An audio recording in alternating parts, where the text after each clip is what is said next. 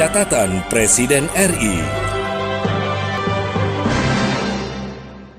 Presiden Jokowi menerima kunjungan Presiden Timor Leste Jose Ramos Horta di Istana Bogor, Jawa Barat. Merupakan kehormatan bagi Indonesia menerima kunjungan luar negeri pertama Presiden Ramos Horta. Kita membahas berbagai kerjasama bilateral dengan terbuka dan bersahabat, dan komitmen penguatan kerjasama ekonomi menjadi fokus pembahasan.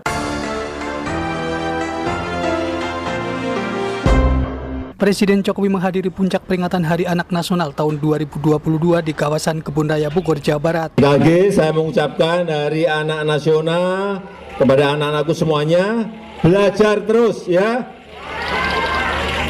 Belajar.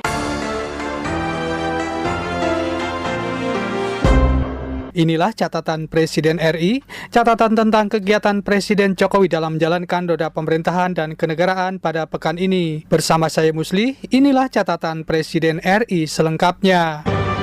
Catatan Presiden RI. Rabu 20 Juli di Istana Merdeka Jakarta, Presiden menerima kunjungan Menteri Luar Negeri Vietnam, Bui Thanh Son dan delegasinya. Setelah mendampingi Presiden Jokowi dalam pertemuan itu, Menteri Luar Negeri mengatakan dalam pertemuan tersebut Presiden Jokowi mengungkapkan penting bagi Indonesia dan Vietnam untuk menetapkan target baru perdagangan untuk beberapa tahun ke depan. Menurut Retno Marsudi, bidang perdagangan antara Indonesia dan Vietnam terus mengalami peningkatan. Lebih lanjut, Retno Marsudi menjelaskan target pemenuhan perdagangan 10 miliar dolar Amerika Serikat sudah terpenuhi. Pada kesempatan itu, Retno Marsudi mengatakan investasi Indonesia di Vietnam cukup banyak, yakni lebih dari 600 juta dolar Amerika Serikat. Dan Bapak Presiden menitipkan para investor Indonesia di Vietnam untuk mendapatkan treatment yang fair dan tentunya dengan menciptakan kondisi yang kondusif bagi investor, tentunya investasi dua belah pihak akan terus meningkat. Pesan ketiga yang disampaikan oleh Bapak Presiden, karena dua negara sedang melakukan perundingan untuk batas ZEE, dan Bapak Presiden menyampaikan pentingnya tim teknis para negosiator untuk mempercepat perundingan sehingga dapat segera diselesaikan.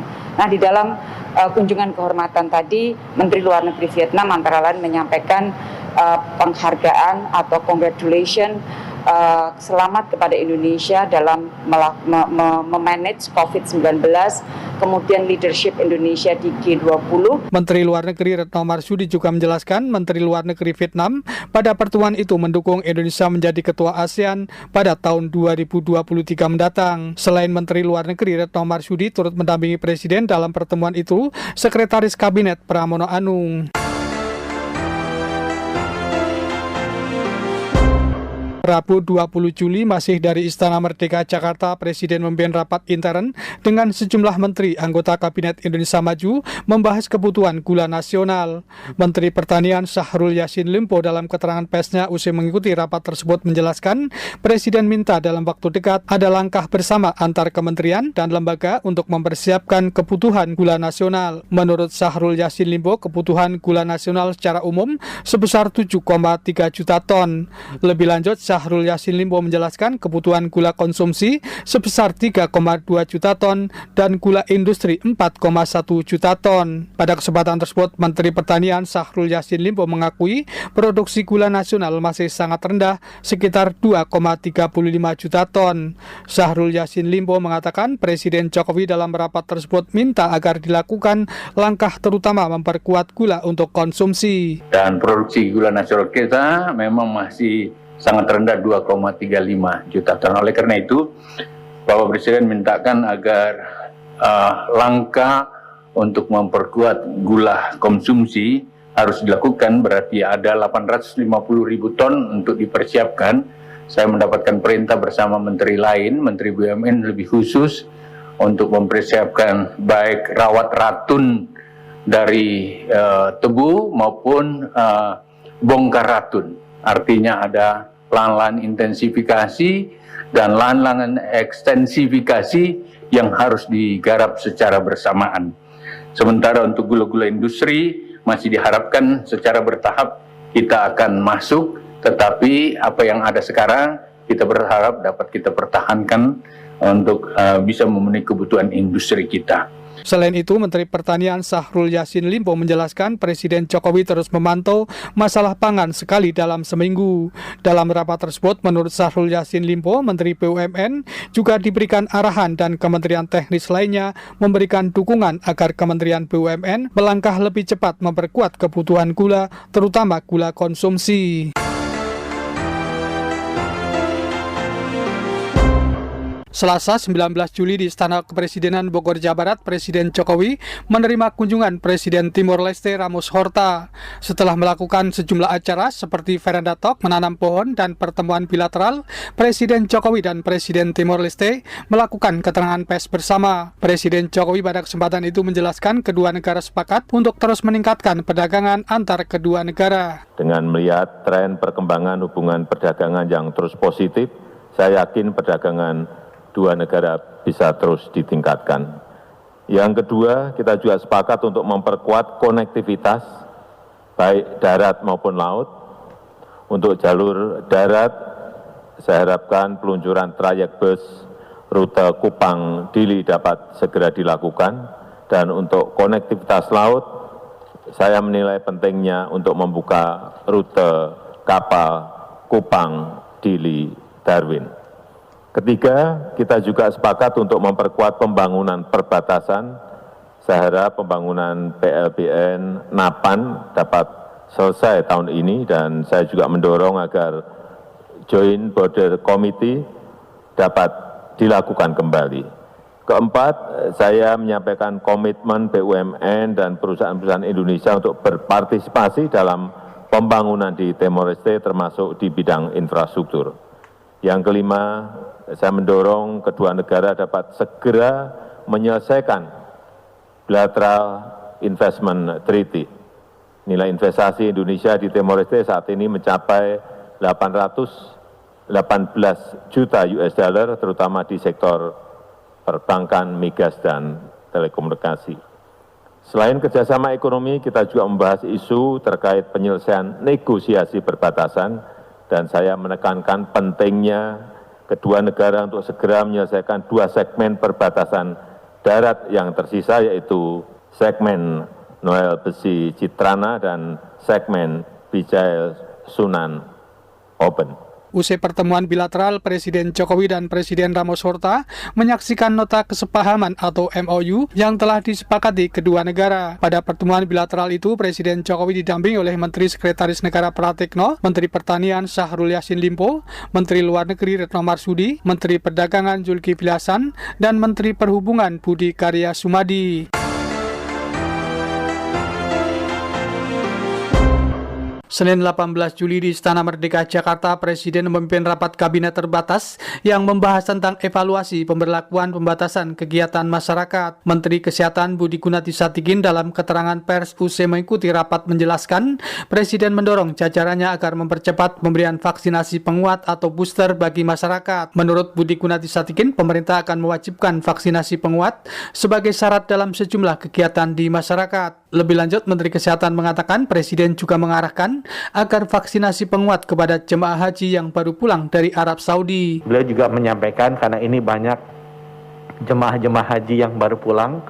Jemaah haji yang baru pulang, kita melihat bahwa di Jawa Timur, Ibu Gubernur sudah melakukan booster bagi mereka yang belum di booster. Itu baik sekali dan Bapak Presiden memberikan arahan untuk semua jemaah haji yang baru pulang dan belum di booster diminta sambil menunggu di asrama haji sebelum dijemput oleh keluarganya bisa di booster. Sementara itu di tempat yang sama, Menko Perekonomian Erlangga Hartarto menjelaskan tentang peningkatan angka kasus harian di beberapa negara bahkan di Indonesia. Erlangga Hartarto menjelaskan pemerintah terus mengawasi dan mengantisipasi penyebaran subvarian COVID-19 baik BA4 maupun BA5. COVID-19 masih berlangsung di berbagai negara. Beberapa negara mengalami peningkatan kasus yang cukup tinggi. Antara lain di Amerika, 7 days moving average-nya 134.000 kasus. Australia 40.000 kasus. India 18 ribuan. Perancis 90 ribuan. Singapura 9 ribuan. Dan Indonesia 3.240. Nah, terus pemerintah terus mengantisipasi penyebaran subvarian baik BA4 maupun BA5. Selain Menteri Kesehatan Budi Gunadi Sadikin dan Menko Perekonomian Erlangga Hartarto, hadir sejumlah menteri dalam rapat tersebut, seperti Menteri Sekretaris Negara Pratikno. Kamis 21 Juli, Presiden didampingi Ibu Negara Nyonya Iriana Jokowi melakukan kunjungan kerja di Provinsi Nusa Tenggara Timur. Presiden Jokowi saat berada di Provinsi Nusa Tenggara Timur meresmikan perluasan Bandar Udara Komodo Labuan Bajo, Kabupaten Manggarai Barat, Provinsi Nusa Tenggara Timur. Pada kesempatan itu, Presiden Jokowi mengharapkan dengan tambahnya kunjungan wisata, baik wisatawan asing maupun wisatawan Nusantara, Labuan Bajo menjadi terkenal dan yang paling penting lebih mensejahterakan masyarakat, khususnya masyarakat NTT. Menurut Presiden, Labuan Bajo memiliki kelengkapan dalam hal wisata seperti budaya, pemandangan alam, pantai dan komodo yang hanya terdapat di tempat itu. Lebih lanjut, Presiden Jokowi minta kekuatan itulah yang harus dipakai untuk mensejahterakan masyarakat. Labuan Bajo ini komplit, budaya ada, pemandangan sangat bagus, pantainya cantik, dan di dunia yang nggak ada di tempat lain itu ada, yaitu Komodo yang ada di Pulau Komodo dan Pulau Rinca. Kekuatan inilah yang harus kita pakai untuk mensejahterakan rakyat kita di sini. Oleh sebab itu, fasilitas yang kurang terus akan kita perbaiki. Ini Bandara Komodo, terminal sudah diperlebar. Masih kurang ya diperlebar lagi. Kalau nanti semakin penuh ya harus diperluas lagi. Presiden Jokowi dan Ibu Negara serta sejumlah menteri setelah meresmikan perluasan Bandar Udara Komodo melanjutkan kunjungannya di Pulau Rinca. Di tempat tersebut, Presiden meresmikan penataan kawasan Pulau Rinca. Presiden Jokowi kepada wartawan menjelaskan tentang kepentingan keseimbangan wisata dan kepentingan konservasi. Tapi kita juga ingin ekonomi lewat turisme, lewat wisatawan. Ini harus seimbang. Nah, di Labuan Bajo ini beruntung karena Komodo itu tidak hanya hidup di satu pulau. Ada di Pulau Komodo, ada di Pulau Rinca di sini, ada di Pulau Padar. Nah, yang konservasi kemarin sudah sepakat semuanya di Pulau Komodo dan di Padar. Yang untuk wisatawan diberikan di Pulau Rinca sehingga ini kita benahi untuk wisatawan dan juga untuk komodonya. Komodo di Pulau Rinca dan di Pulau Komodo itu komodonya juga sama. Wajahnya juga sama. Jadi kalau mau lihat komodo silahkan ke Pulau Rinca. Di sini ada komodo. Mengenai bayarnya berapa tetap. Tapi kalau mau Pak, saya pengen sekali Pak lihat yang di Pulau Komodo ya silahkan, nggak apa-apa juga. Tapi ada tarifnya yang berbeda. Itu sebenarnya simpel seperti itu, jangan dibawa kemana-mana. Karena pegiat-pegiat lingkungan, pegiat-pegiat konservasi juga harus kita hargai mereka, masukan mereka. Ya. Petang harinya, Presiden Jokowi didampingi oleh Ibu Negara Nyonya Iriana dan sejumlah menteri anggota Kabinet Indonesia Maju menghadiri dan meresmikan penataan kawasan Marina Labuan Bajo, Kabupaten Manggarai Barat.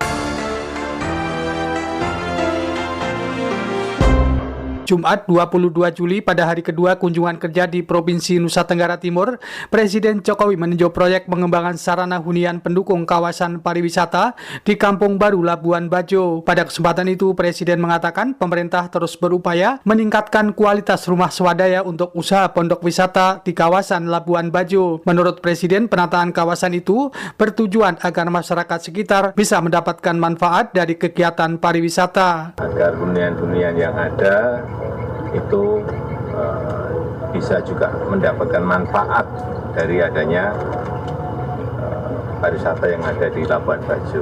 Oleh sebab itu, pemerintah pusat bersama-sama dengan Pemda melakukan rehab rumah per rumah.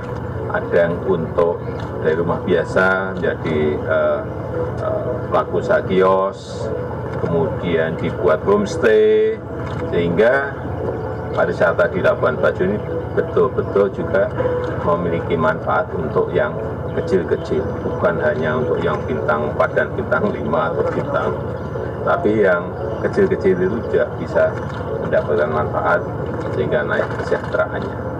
Saya lihat juga fasilitas-fasilitas untuk toilet semuanya sudah disiapkan, tetapi yang paling penting memang satu, pemeliharaan.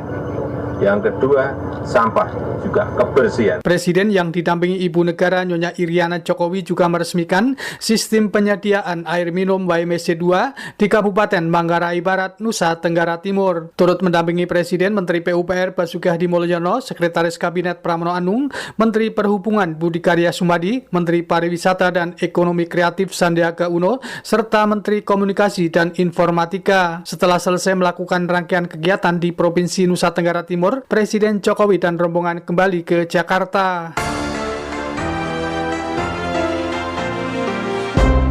Sabtu 23 Juli, Presiden Jokowi menghadiri puncak peringatan Hari Anak Nasional tahun 2022 di Kebun Raya Bogor, Jawa Barat. Presiden tiba di lokasi Hari Anak Nasional menggunakan sepeda dan disambut sejumlah menteri serta anak-anak yang hadir dalam acara tersebut. Presiden Jokowi saat berada di panggung utama mengajak sejumlah anak bermain sulap dan memberikan sepeda. Presiden Jokowi pada kesempatan tersebut mengucapkan Hari Anak Nasional dan berpesan agar anak tetap belajar. Sekali lagi saya mengucapkan Hari Anak Nasional kepada anak-anakku semuanya, belajar terus ya. Belajar. Jangan lupa berdoa ya. Sembahyang ya. Sholat ya. Dan yang ketiga, jaga kesehatan. Jangan lupa pakai masker dimanapun ya. Karena COVID sekarang ini masih ada. Setelah mengikuti acara tersebut, Presiden Jokowi juga menjawab sejumlah pertanyaan wartawan seputar persoalan anak. Berikut pernyataan yang disampaikan oleh Presiden Jokowi pada wartawan. Pertama, saya ingin menyampaikan selamat Hari Anak Nasional pada pagi hari ini, dan saya senang melihat anak-anak ceria seperti ini dengan kreativitas yang bermacam-macam, dengan menunjukkan keaktifannya. Saya kira ya itulah sebetulnya dunia anak-anak. Jangan kita terlalu memaksa-maksa anak-anak untuk sesuai dengan keinginan orang-orang dewasa, karena memang anak-anak adalah anak-anak. Dunia mereka adalah dunia anak-anak. Terkait kasus di Tasikmalaya nih Pak, masih ada perundungan yang mulia antara anak dan anak. Ini yang menjadi keprihatinan kita semuanya. Pertama-tama saya ingin menyampaikan bela sungkawa yang mendalam atas kejadian di Tasikmalaya, dan ini adalah tanggung jawab kita semuanya. Tanggung jawab orang tua, tanggung jawab para pendidik, tanggung jawab sekolah, tanggung jawab masyarakat, agar bullying, perundungan ke depan tidak terjadi lagi. Inilah yang harus kita jaga bersama-sama agar anak-anak kita ini memiliki dunia bermain, dunia anak-anak dengan keceriaannya mereka. Jangan sampai terjadi lagi yang namanya perundungan. Sejumlah menteri anggota Kabinet Indonesia Maju dan gubernur hadir dalam acara tersebut, yaitu Menteri Sekretaris Negara Pratikno, Menteri Pemberdayaan Perempuan dan Perlindungan Anak Bintang Puspayoga, Menteri Kesehatan Budi Gunati Sadikin. Selain itu juga tampak hadir Gubernur Provinsi Jawa Barat Ridwan Kamil, Gubernur Provinsi DKI Jakarta Anies Baswedan, Gubernur Provinsi Jawa Tengah Ganjar Pranowo, serta Wali Kota Bogor. Kamis 21 Juli ketika berada di Pulau Rinca saat menjawab pertanyaan wartawan, Presiden Jokowi kembali menegaskan agar diusut tuntas dan transparan dalam insiden kematian Brigadir Joshua. Selain diusut tuntas, menurut Presiden juga agar dibuka apa adanya, jangan ada yang ditutup-tutupi serta transparan. Presiden menegaskan hal itu penting agar masyarakat tidak ada keraguan-raguan terhadap peristiwa yang ada dan kepercayaan publik terhadap Polri, lanjut Presiden, harus dijaga. Apakah ada arahan khusus dari Pak Jokowi agar kasus ini terang benderang untuk diungkap ke publik? Saya kan sudah sampaikan. Usut tuntas. Buka apa adanya. Jangan ada yang ditutup-tutupi. Transparan. Udah. Terima kasih, Bapak. Penting untuk agar masyarakat tidak ada keraguan-raguan terhadap peristiwa yang ada. Ini yang harus dijaga. Kepercayaan publik terhadap Polri harus dijaga.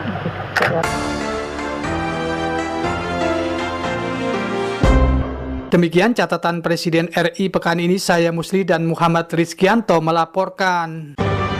Catatan Presiden RI.